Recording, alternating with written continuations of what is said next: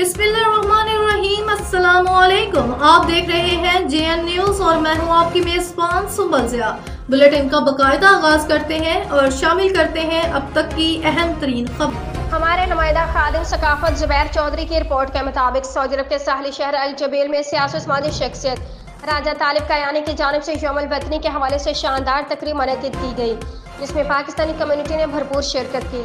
तकरीब से खिताब करते मेहमान खसूसी सरदार नसर इकबाल और सईद मुजम्मिल शाह ने कहा कि सऊदी अरब हमारा दूसरा घर है। यौमुल वतनी मनाना इतना ही ज़रूरी है जितना हम पाकिस्तान को यौमुल वतनी मनाते हैं।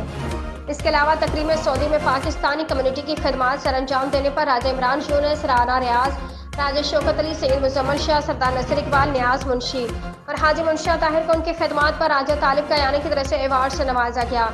ये लोग अरसे दराज से सऊदी में पाकिस्तानी कम्युनिटी की खदमात सर अंजाम दे रहे हैं। राजा तालिब कयानी, राजा आमिर कयानी, राजा शौकत अली, जुबैर चौधरी ने आने वाले तमाम मुअज़्ज़ज़ मेहमानों का शुक्रिया अदा किया और उम्मीद जाहिर की कि आने वाले वक्त में भी आप इसी तरह कम्युनिटी की खिदमत करते रहेंगे।